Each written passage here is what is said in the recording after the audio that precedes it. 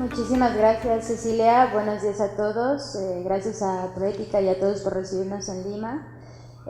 Bueno, como ha mencionado Cecilia, nosotros queremos platicarles sobre un estudio de caso que estamos realizando en Transparencia Mexicana en coordinación con el Secretario de Transparencia Internacional y la Alianza por las Contrataciones Abiertas. Es un tema del cual queremos llamar su atención porque tiene que ver con los siguientes retos que en los países podemos enfrentar cuando se implemente financiamiento internacional que lleve a cabo implicaciones locales. Entonces, muy brevemente el contenido de la presentación, voy a explicar qué hemos hecho a lo largo de estos años en Transparencia Mexicana en el marco del programa de integridad en el financiamiento climático. Ya Tomás Vink nos dio un panorama de qué hemos hecho a nivel global y cómo han sido las implicaciones a nivel nacional a través de este programa. Vamos a describir muy brevemente los tipos de flujo de financiamiento climático internacional y por qué nos llama la atención ahora, en el marco del Acuerdo de París, el arribo de nuevos recursos como lo pueden ser el del Fondo Verde Climático y cuáles son los posibles retos a los que nos enfrentemos a nivel nacional cuando lleguen este tipo de recursos. Ahí vamos a explicar brevemente, como les mencioné, el estudio de caso, que es un ejemplo de un proyecto que se llevó a cabo ya años atrás en México, pero que nos da luz de cuáles pueden ser los nuevos retos que enfrentemos con nuevo financiamiento. Entonces, bueno, como ya lo comentaron muy bien mis compañeros Magali Ávila y Tomás Vink, desde hace algunos años Transparencia Internacional se ha enfocado también en el programa de integridad en el financiamiento climático. En una de las primeras fases donde el capítulo mexicano ha participado, hemos tenido la oportunidad en la primera fase como de entender cuál es el mapeo y cuáles son los actores clave que participan de la arquitectura institucional para el cambio climático, cuáles son los principales actores a nivel gubernamental, internacional, regional y nacional, y bueno, esto nos permitió entender en dónde estábamos jugando, ¿no? Y cuáles eran los principales retos en materia de gobernanza. También en el marco de este programa contamos con una primera estimación de cuáles eran los flujos de financiamiento internacional que recibía México en un momento, digamos, para proyectos de mitigación y adaptación, y esto también nos dio la oportunidad de generar debate a nivel nacional.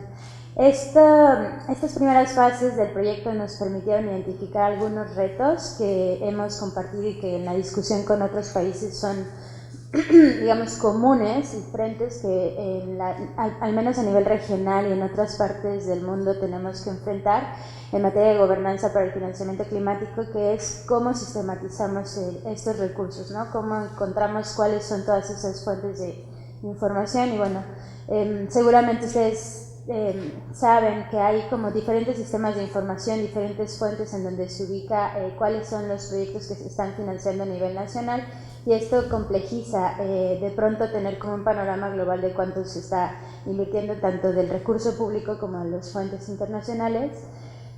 Hay una ausencia todavía de qué entendemos a nivel nacional por financiamiento climático, cómo vamos a construir una metodología para la contabilización, y esto a la vez nos genera otros retos de cómo tenemos una película completa del volumen total de financiamiento para cambio climático. Hay todavía falta como de la presencia de mecanismos financieros que ayuden a canalizar estos recursos. En México, y lo presentaré más adelante, hay un fondo para el cambio climático y estos mecanismos financieros por lo menos ayudan como a tener una estructura y entender cuáles son los pasos para canalizar ese recurso y hacer la implementación de proyectos, pero es uno de los retos que también hemos identificado. Y también, como lo discutiremos durante el día de hoy y mañana, hay una falta de mecanismos de participación para la sociedad civil para asegurar la gobernanza del financiamiento para el cambio climático. Y bueno, después de estos aprendizajes, actualmente y en coordinación con el Secretariado y con la Alianza por las Contrataciones Abiertas, también nos hemos enfocado en otro reto que nos parece importante, que es en la parte de las contrataciones públicas que se pueden llevar a cabo con financiamiento internacional para proyectos de cambio climático, que es como una nueva arista en materia de gobernanza, porque hay diferentes niveles del marco normativo nacional en temas de contrataciones y los estándares que entidades implementadoras o entidades acreditadas internacionales están teniendo. Entonces hay como un desfase y digamos ese es un nuevo reto que hemos identificado para el tema de gobernanza en el financiamiento climático y por eso este año hemos estado como haciendo un énfasis en este tema. Muy brevemente, solo como para diagramar cómo se pueden dar los flujos de financiamiento internacional, ustedes ven ahí diversos flujos, ¿no? Ya puede ser el flujo de fuentes multilaterales o de fuentes bilaterales. Por el lado multilateral podemos acceder a recursos o los países pueden recibir financiamiento de fondos o mecanismos que estén dentro del marco de la Convención Marco de las Naciones Unidas sobre el Cambio Climático o fuera, o fondos que estén fuera de ese marco, pero pues que son ya digamos de mucha experiencia y que han estado instalados a lo largo de los años, ¿no? Que pueden ser el Fondo de Adaptación, el GEF y otros. Y por fuera pueden estar el Climate Investment Fund, el Protocolo Neutral y otras fuentes de financiamiento. Y multilateral, evidentemente, también otros organismos como el Banco Mundial, el Banco Interamericano de Desarrollo, entre otros. Y como países también recibimos financiamiento climático a través de mecanismos bilaterales, como son algunos que hayan recibido en México, ¿no? Como a través de las agencias de cooperación alemana, francesa, británica o de algunos otros países que sean parte de la OCDE. Después de que llegan todos estos convenios y mecanismos, se canalizan a nivel nacional a través de diferentes mecanismos. En el caso de México hemos visto, y solo por poner un ejemplo, que pueden llegar y canalizarse a través del presupuesto nacional o de fondos específicos en materia de energía y cambio climático, o también a ministerios en particular o agencias de cooperación. Entonces empieza como a dispersarse la información sobre quién posee este recurso, quién lo va a implementar y cuáles son los convenios y los marcos normativos que se van a implementar. Y a su vez llega el dinero a diferentes receptores e implementadores. Como les mencionaba, este análisis y este marco lo hacemos digamos, en miras al posible financiamiento que los países puedan recibir del Green Climate Fund, que como sabemos va a ser el principal mecanismo que va a canalizar recursos para el cambio climático. Muy brevemente, porque lo estaremos platicando a lo largo de estos días, como saben, el Fondo Verde Climático fue establecido en 2010, aspira a tener el presupuesto más grande para el cambio climático para proyectos de mitigación y adaptación, con $100,000 millones de dólares a partir del 2020, y es un mecanismo que se presume de contar con mecanismos de participación e involucramiento de la ciudadanía en diferentes fases y procesos de toma de decisiones. Entonces es un mecanismo ejemplar y potencialmente en el marco del Acuerdo de París, pues los países estamos tratando de prepararnos para acceder a este financiamiento de este mecanismo internacional. Entonces, bueno, como también de manera, para ponerlo en un diagrama sencillo, ¿cómo hacemos acceso a recursos a través del Green Climate Fund? Bueno, los países presentan una propuesta de proyecto que solo puede ser entregada al Green Climate Fund a través de las autoridades nacionales designadas. Hasta ahorita hay 130 países registrados como autoridades nacionales designadas, pero estas autoridades se tienen que coordinar con las entidades acreditadas, que pueden ser nacionales e internacionales. Esto quiere decir que una entidad acreditada a nivel nacional puede ser el mismo gobierno, un banco, una empresa privada, una organización de la sociedad civil, y a nivel internacional pues pueden ser organismos financieros internacionales como el Banco Interamericano de Desarrollo, el Banco Mundial, el PNUD y otros. Y hasta ahorita hay 48 entidades registradas actualmente. Una vez que se da el proceso de acreditación de estas entidades acreditadas y se presentó el proyecto, antes del proyecto la entidad acreditada tiene que tener una firma del Accredited Master Agreement, y una vez que se logra este EIMA o AMA, ya se puede, digamos, como presentar el proyecto y potencialmente acceder a recursos. Actualmente solo hay 24 AMAs firmadas de las 48 entidades acreditadas que ya se registraron. Y una vez que ya está todo este mecanismo, entonces sí ya se puede presentar el proyecto al Green Climate Fund y el Green Climate Fund puede revisar la propuesta y darle una aprobación. Y los recursos financieros llegan para la ejecución del proyecto y, digamos, a nivel nacional una vez que ocurrió todo este proceso administrativo. También es importante mencionar esta parte de estándares de procedimiento. Las entidades acreditadas tienen que cumplimentar con ciertos estándares de procedimiento que el Green Climate Fund demanda, que tienen que ver con procesos financieros y administrativos. Es decir, que tenga la capacidad financiera para ejecutar, implementar y responder ante un proyecto, pero también que cuente con políticas de participación social, que cuente con políticas de contratación. Y una vez que se aseguran que esta entidad acreditada lo cumple, entonces ya se genera la AMA. Pero estos estándares y políticas de las entidades acreditadas no están controladas por el Green Climate Fund, entonces hay como una diversidad de políticas y de implementación entre ellas. Entonces a veces son con altos estándares de contrataciones, altos estándares de transparencia y otros no tanto. Entonces bueno, todo esto para poner ahora un ejemplo a nivel nacional en tema de concreto de contrataciones públicas. Tenemos un marco normativo que nos da pie a generar como un espacio abierto sobre las contrataciones públicas en México y al menos en el caso de México también contamos con un mecanismo de monitoreo que se llama el Programa de Testigo Social, que es una figura jurídica en la Ley de Adquisiciones que permite a un registro público que está compuesto por personas físicas y morales acompañar los procesos de contratación. Tuvimos en el 2014 un programa de eficiencia energética que nos da pie como para entender cómo puede llevarse a cabo un proyecto del Green Climate Fund y cómo se pueden hacer evidentes estos desfases en la implementación del marco normativo nacional en materia de contrataciones o de la entidad acreditada, porque no son necesariamente iguales. Entonces nosotros participamos en este proyecto de luz sustentable, que era el reemplazo de focos incandescentes a nivel nacional, y esto tenía como una necesidad imperante en el país porque había un estudio donde el consumo energético en hogares se generaba principalmente por aparatos ineficientes. Entonces había como una necesidad desde la Secretaría de Energía y del Gobierno Nacional de promover un programa de eficiencia energética a través de la sustitución de lámparas.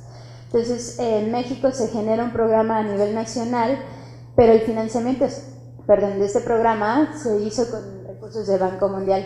Entonces el Banco Mundial lo hizo a través de la Secretaría de Energía y del Fideicomiso de Ahorro de Energía, y no necesariamente se tenían que cumplimentar el marco normativo en materia de adquisiciones, puesto que el FIDE, quien fue el implementador, no está pegado necesariamente a la ley, a esta ley de adquisiciones.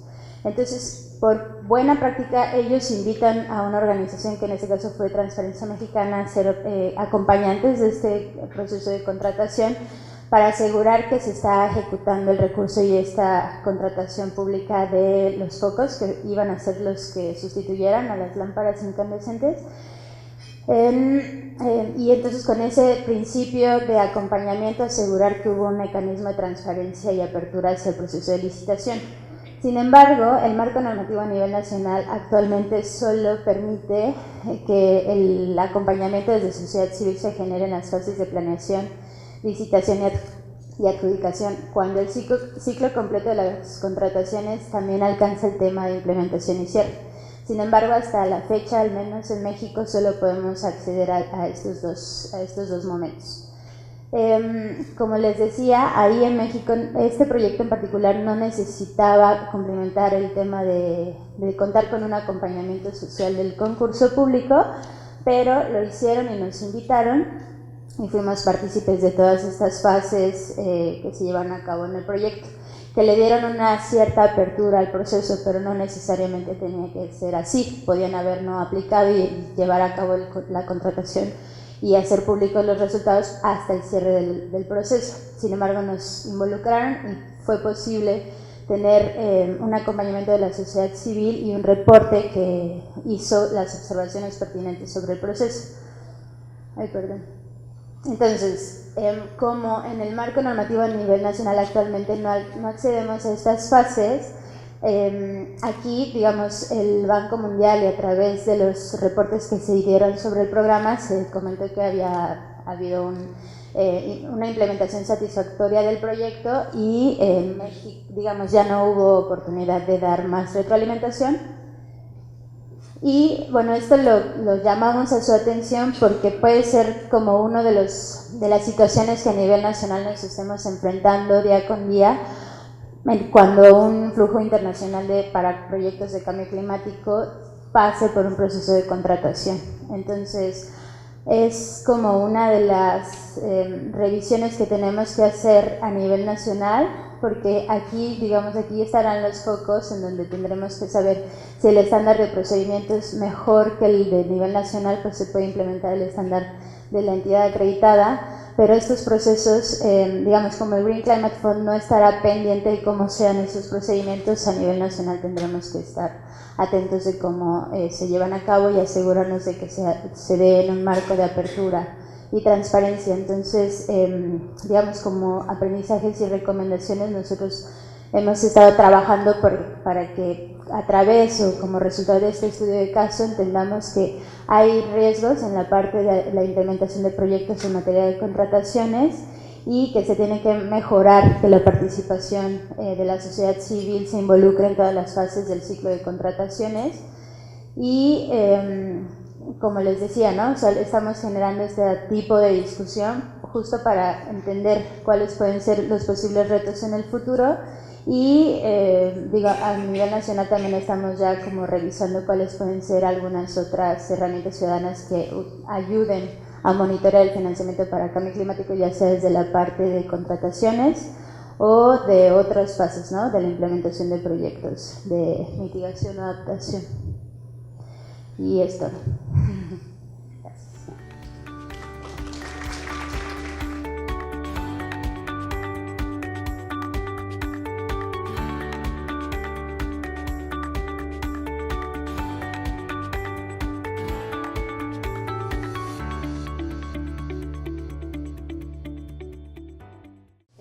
Muchas gracias a Proética por la invitación de estar aquí, y a todos ustedes para acompañarme en este momento para conversar sobre un tema tan importante como esto. Intentaré hacer mi presentación en español, entonces les pido disculpas y me avisan después si algo no queda claro. Pues ahorita les voy a hablar sobre los beneficios y oportunidades de la transferencia en los datos en tierra. Todos los que estamos aquí en este evento reconocemos que los bosques son esenciales para la seguridad alimentaria, el refugio y el bienestar de millones de personas. Además, la deforestación contribuye un 10% de las emisiones anuales de carbono a nivel global, lo cual es equivalente a las emisiones de todos los vehículos en el planeta. Y también los bosques pueden reducir las emisiones por lo menos un 2% adicional a través del secuestro de carbono. Sin embargo, a pesar de su importancia para los seres humanos y el planeta, estamos perdiendo el equivalente de 50 canchas de fútbol cada minuto de cada día de bosques.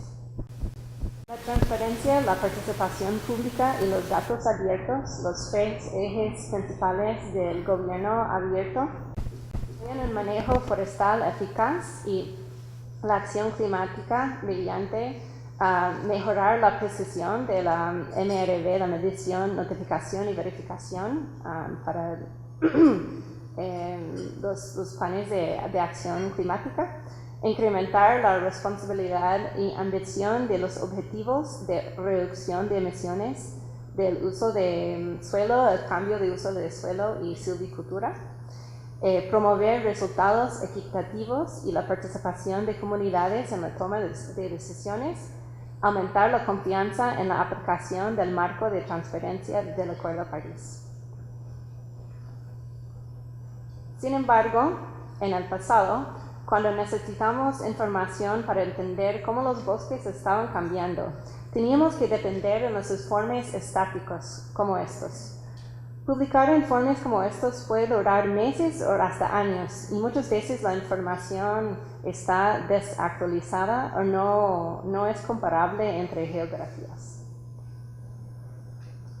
En eso entonces entró Global Forest Watch, una plataforma que pretende solucionar esa necesidad para información oportuna y accionable, estableciendo un enlace entre los datos y la toma de decisiones.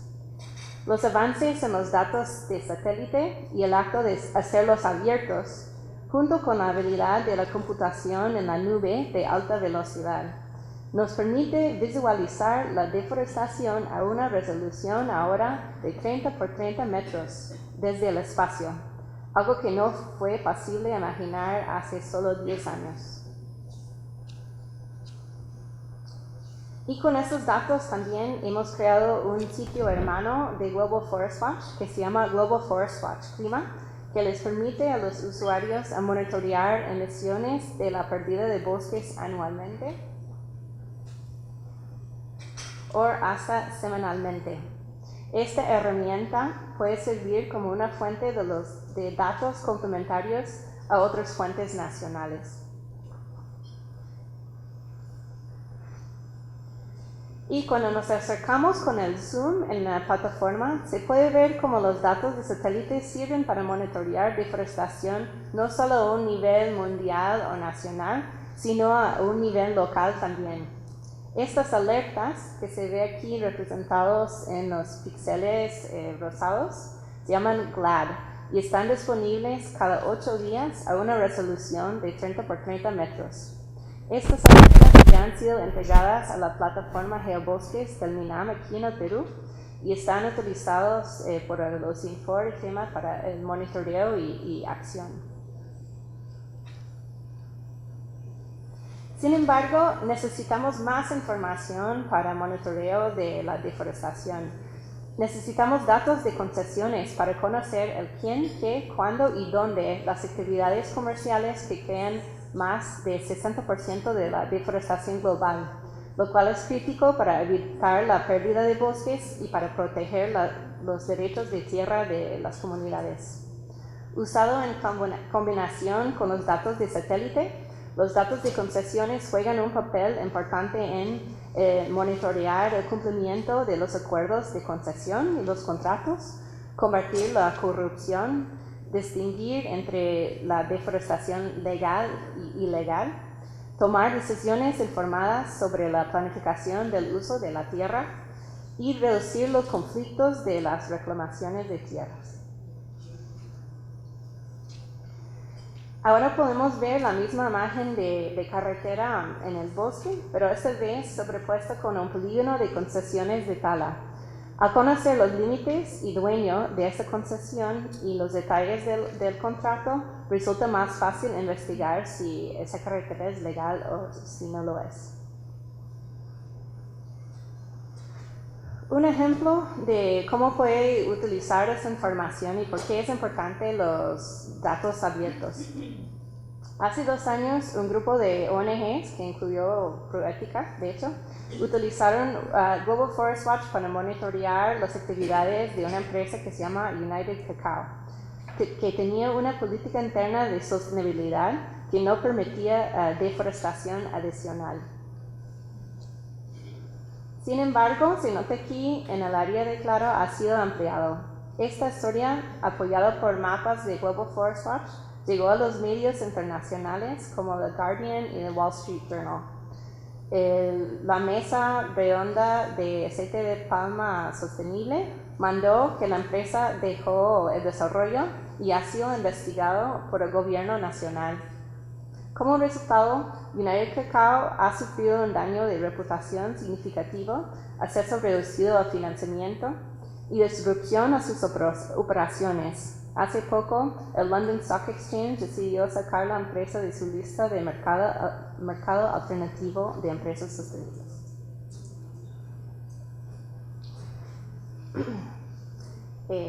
Mejorar la transferencia de datos de concesiones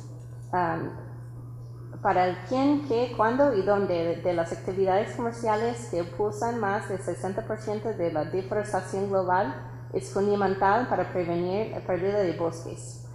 Sin embargo, hasta la fecha, ningún estudio previo ha evaluado la disponibilidad de información espacial abierta sobre las concesiones de tierra entre países o sectores.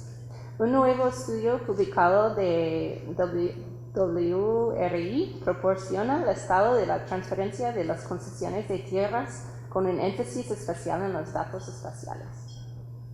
Aquí se muestra en los 14 países donde se realizó el estudio, y el estudio analiza las concesiones agrícolas, mineras y madereras en estos 14 países boscosos, que en conjunto representan más de la mitad de los bosques del mundo. Los investigadores en cada uno de los 14 países evaluaron el tipo de acceso, si la información está accesible por un formato proactivo o a través de una solicitud formal o informal, el punto de acceso, si sea disponible a través de un portal en web, a través de correo electrónico o visitando a una agencia del gobierno, los obstáculos al acceso, como costos, por ejemplo, y si los datos son abiertos según los principios de los datos abiertos. También evaluaron la calidad de los datos, la actualización, integridad, exactitud y coherencia de los datos.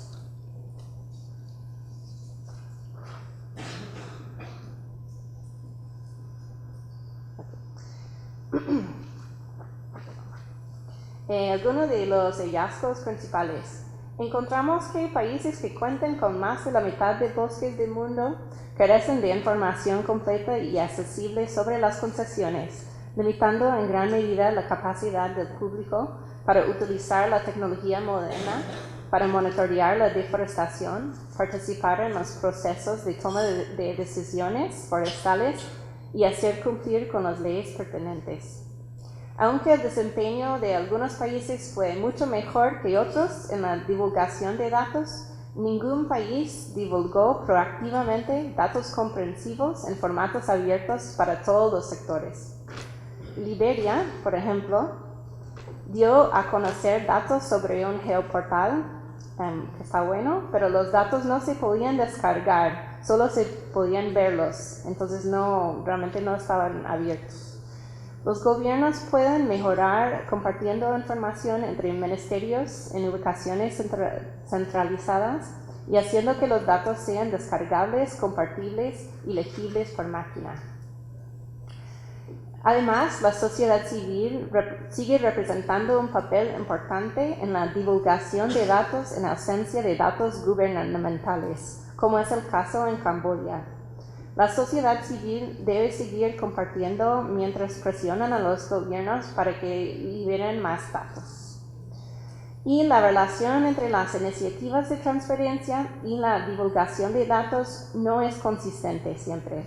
La divulgación de datos debe ser requerida bajo iniciativas como la ITI, Iniciativa de Transferencia de Industrias Extractivas.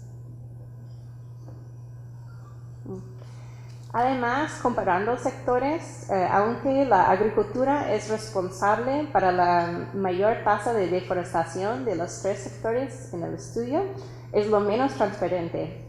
Las iniciativas agrícolas relacionadas con la transferencia, como la Mesa Redonda ST de Palma Sostenible o las certificaciones voluntarias, deberían aprender del sector minero y exigir su divulgación como parte de sus estándares.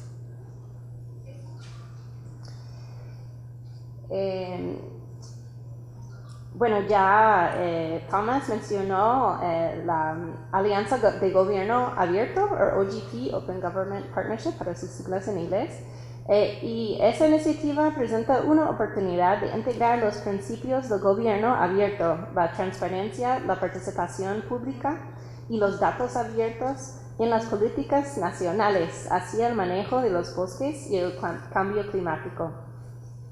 La mayoría de los países representados aquí, Perú, México, Costa Rica, Chile, los Estados Unidos y muchos países europeos, ya son miembros de la AGA. Los compromisos están co-creados entre el gobierno y la sociedad civil cada 2 años y Perú está trabajando en su tercer Plan Nacional de Acción ahora mismo, lo cual representa una oportunidad importante para incluir compromisos a favor de la transparencia en los datos en tierras. Para darles un ejemplo de un compromiso en un plan nacional relacionado al tema de este evento, Noruega se comprometió de aumentar el acceso público a información sobre financiamiento para bosques y clima a través de mayor comunicación pública y la publicación de información en un portal de web abierto. WRI es co-líder de un grupo de trabajo de transparencia en recursos naturales como parte del OGP y podemos ayudarles con el desarrollo y la implementación de los compromisos. Algunas recomendaciones para terminar. Los gobiernos deberían proporcionar más datos en forma proactiva, según los principios de datos abiertos y contratos abiertos, como herramienta de mejorar la medición, notificación y verificación según el Acuerdo de París y el marco de transparencia, y para aumentar la confidencia en ambos. Los donantes deben ayudar a los países mediante el fortalecimiento de la capacidad y asegurarse que los proyectos financiados por ellos divulguen datos en formatos abiertos. Las iniciativas agrícolas deben aprender del sector minero y los acuerdos de asociación voluntaria y las iniciativas de la transparencia deberían incorporar los datos de las concesiones espaciales a los requisitos. Y finalmente, recomendamos la creación de un estándar mundial sobre la divulgación de datos de concesiones. Muchas gracias.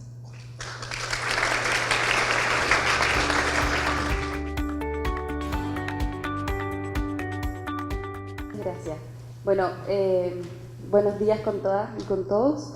Muchas gracias a Vania y a Jessica por sus excelentes presentaciones.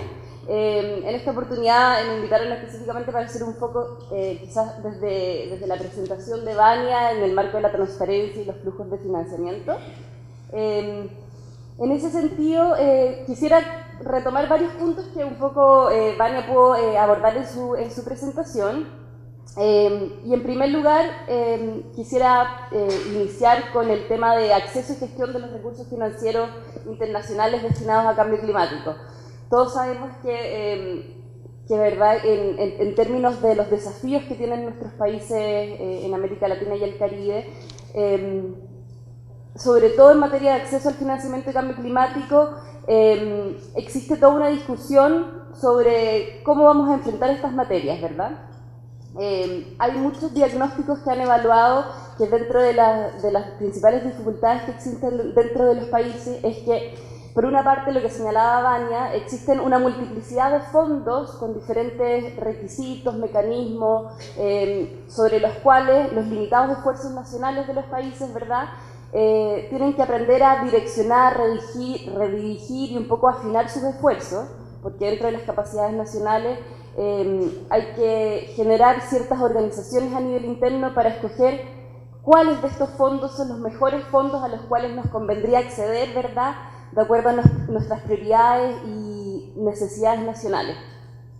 Entonces, ese me parece un primer punto a destacar súper importante en relación al trabajo que se está haciendo, digamos, desde los diferentes países de la región en esta materia, porque me parece que es un punto crucial para contribuir a la implementación de las contribuciones nacionalmente determinadas, ya sea en el sector forestal, pero digamos intersectorialmente. Porque en la medida en que los países puedan identificar o mejorar los mecanismos de identificación sobre a cuáles flujos de financiamiento les convendría acceder, vamos a mejorar la eficiencia de estos esfuerzos. En ese sentido, no solamente yo estoy planteando el acceso en un sentido amplio durante todo el ciclo de gestión de los proyectos, porque por una parte están los desafíos en torno a específicamente la identificación, en primer lugar, la identificación de las necesidades y prioridades nacionales, es decir, por ejemplo, de las carteras de proyectos a nivel nacional en materia de mitigación y adaptación al cambio climático. ¿Qué es lo que estoy haciendo? ¿Cuánto de mis recursos a nivel nacional puedo destinar para apalancar estos esfuerzos? ¿Y cuánto financiamiento internacional, como todo el marco del Fondo Verde que explicaba Vania, requeriría, por ejemplo, para apalancar estas necesidades, ¿verdad? Entonces, este primer diagnóstico de cuáles son mis necesidades de acuerdo a mis prioridades nacionales. Pero también existen todos los desafíos, más específicamente en relación a la gestión de los recursos. Ya en la ejecución misma de los recursos hay montones de desafíos a nivel institucional, cómo se van a organizar los equipos, a través de qué entidades intermediarias e implementadoras van a, digamos, asumirse o enfrentarse a estos desafíos. Y también hay una parte importante sobre los desafíos en materia ya de control y evaluación de los proyectos y del financiamiento internacional recibido en temas de cambio climático. Y me parece que ahí hay una tarea importante para poder apalancar, fortalecer y robustecer los mecanismos que se están desarrollando en los países de nuestra región, sobre todo en el robustecimiento de estrategias de financiamiento, pero también de mecanismos de MRV, de medición, de reporte y verificación sobre el financiamiento climático que puedan entregar estos mayores niveles de transparencia, de rendición de cuentas y de participación, que es lo que finalmente se busca para un manejo más efectivo, eficiente y como mucho más, digamos, enfocado y como real a las capacidades nacionales. Entonces creo que eso es un primer gran desafío que se nos viene, que ya está llegando en el marco del Fondo Verde del Clima, pero también de otros fondos existentes actualmente que siguen movilizando recursos.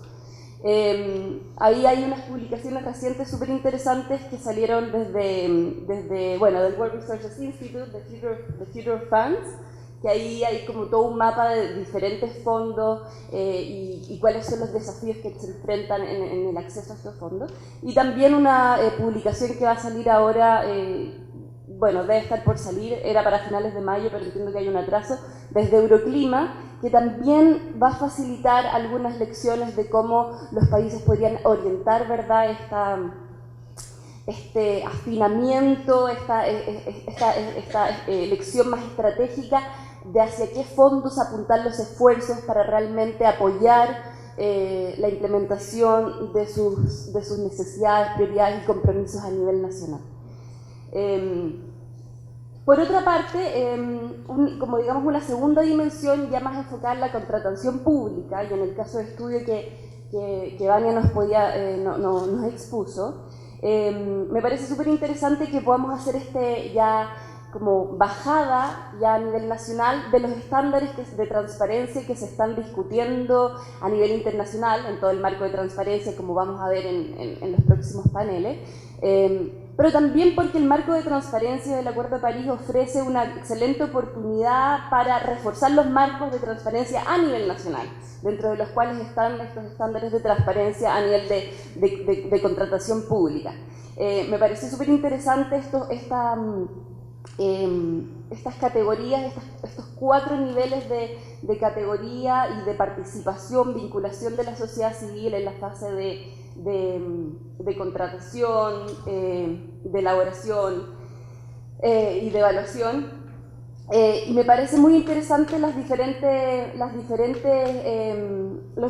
roles que pueden asumir la sociedad civil, digamos, la participación de la sociedad civil en cada una de estas fases. Quizás en la primera y la segunda fase, tanto digamos de la elaboración como la contratación, hay una actitud más activa o más propositiva de los entes, de la participación, porque realmente imagino yo que puede haber una mayor incidencia en la integración de ciertos elementos o de ciertos mecanismos en esa fase del proyecto.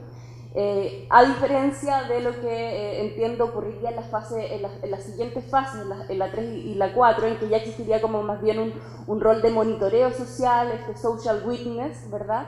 Desde los actores no estatales, digamos.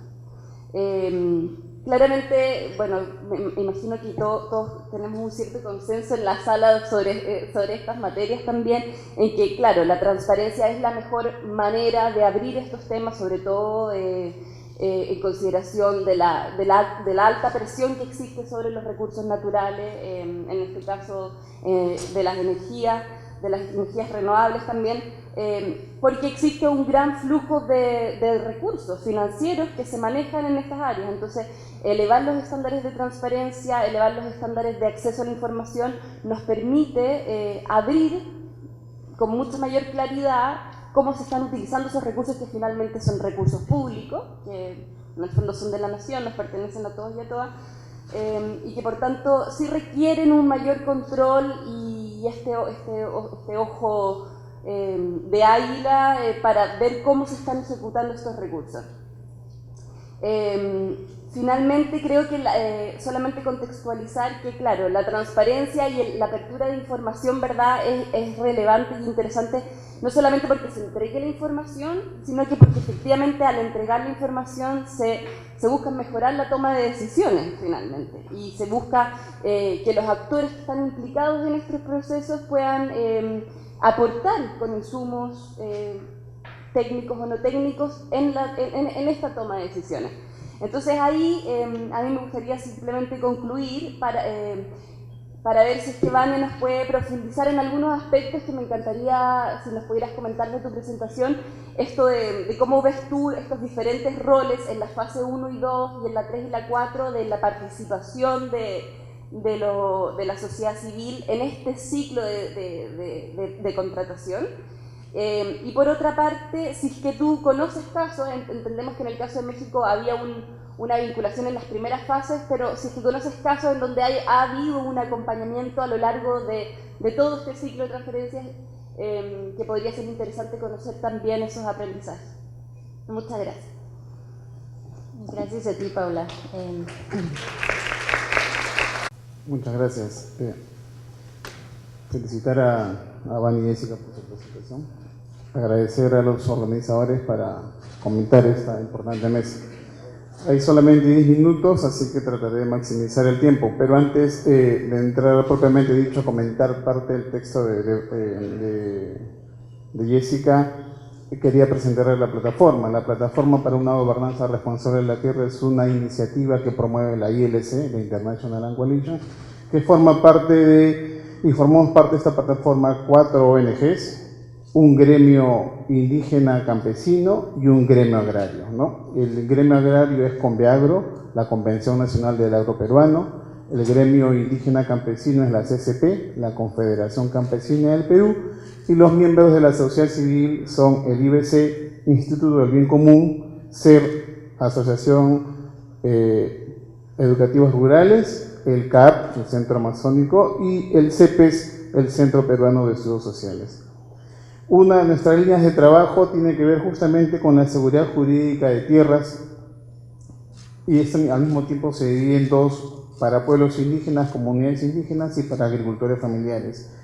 A propósito del trabajo que hemos venido realizando en estos últimos años, que tiene que ver con acceso a información y a datos abiertos, es que Magali me invita a comentar en este panel. Y entonces yo primero quiero rescatar algunos puntos de la presentación de Jessica, ¿no?, donde nos señala en su texto que la mayoría de países carecen de un conjunto de datos completos sobre ubicación, extensión y propiedad respecto a las concesiones de tierras, y esto hace muy difícil comprender una serie de procesos, ¿no?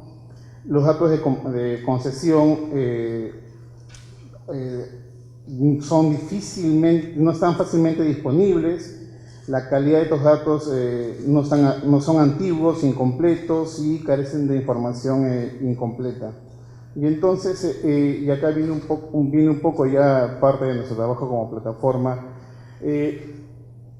Jessica nos dice que hay datos incompletos, no está toda la información precisa.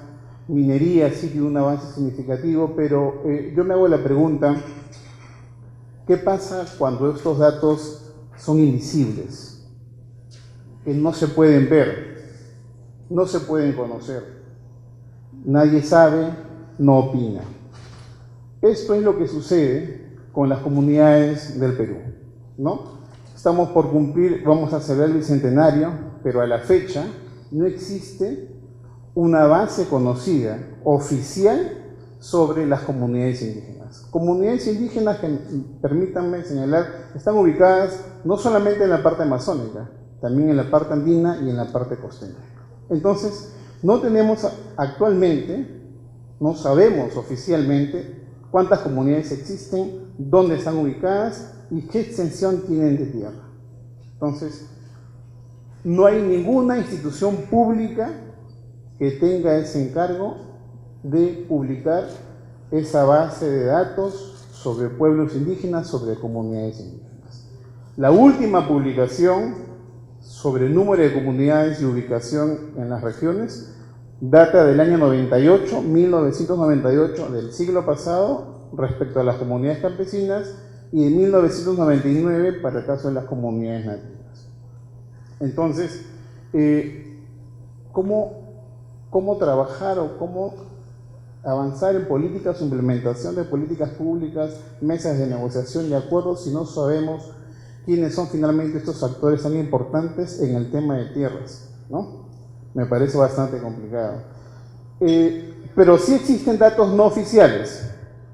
Existen PowerPoints de representantes o funcionarios públicos que los presentan en una serie de reuniones.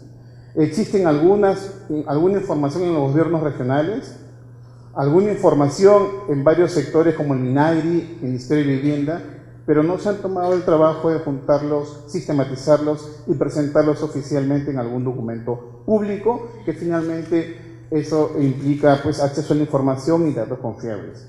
Eso respecto al número de comunidades. Pero lo mismo sucede con información gráfica.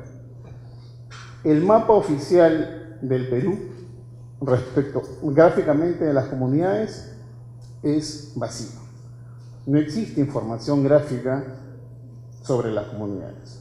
A 2010, COFOPRI, que en ese momento, el año 2010, tenía el encargo, el 6.7% de comunidades nativas tenía información georreferenciada. Y el 38.5% de comunidades campesinas también tenía información georreferenciada. Entonces, de las 10.500 comunidades que existen actualmente en el país, ubicadas, les decía, tanto en la parte amazónica, andina y en la costa, el 70% no tiene información gráfica. Jessica nos dice, imitemos las concesiones mineras, y es importante. Sí hay un mapa de concesiones mineras en el Perú, pero no existe lo mismo para las comunidades, pueblos indígenas nacionales. ¿Cuál ha sido el trabajo de nosotros en el ánimo de llenar este vacío de información? Rápidamente, este es el directorio de comunidades campesinas que hemos publicado con el IBC, el Instituto del Bien Común, sobre la base de información que está desperdigada en todos los sectores del Estado. Se ha podido recolectar toda la información, se ha podido acceder a esa información, y lo que hemos hecho es un trabajo de sistematización, ¿no? Está colgado en la página web del IBC y del CEPES, y lo pueden descargar por ahí. Pero miren ustedes el esfuerzo que demanda esto desde la sociedad civil, ¿no? Acá se encuentra el número de comunidades, como les decía, la ubicación, pero falta la georreferenciación de todas estas comunidades, que es un trabajo sumamente difícil y que evidentemente vamos a iniciar por partes, pero imagínense, el Estado no lo quiere hacer y entonces es la sociedad civil la que toma la iniciativa. Por su parte, el IBC ya desde hace muchos años publica sistemáticamente el directorio de comunidades nativas. Entonces, acá hay dos amigos del IBC, ellos pueden conversar ustedes con ellos, tienen todo un sistema de información. Ellos sí tienen ya toda una base gráfica una georreferenciación muy importante de todas las comunidades, así que estos documentos se los dejaré a los organizadores para que eventualmente ustedes puedan revisarlos, ¿no? Y en un contexto político, como es el caso del Perú, donde hay una serie de normas que salen publicadas y que afectan derechos a la tierra, entonces, ¿cómo avanzar en este proceso? ¿Cómo avanzar en un plan de acción nacional, ¿no? Me parece sumamente difícil y me llama más bien a muchas inquietudes, porque la política del Estado peruano finalmente es no reconocer o tener invisibles a estos actores. Si hablamos de gobernanza responsable de la tierra, tenemos que pensar también en un actor como son los pueblos indígenas. Y entonces, si no tenemos estos pueblos indígenas localizados, fehacientemente georreferenciados, entonces esta transparencia de datos a la tierra que estamos hablando acá me resulta incompleto. Importante lo que hemos visto, pero si creo que no ponemos los ojos en este actor tan importante como son las comunidades, podría resultar un trabajo incompleto. Entonces, yo quería llamarles la atención sobre estos puntos y hasta acá nomás mi presentación. Muchísimas gracias.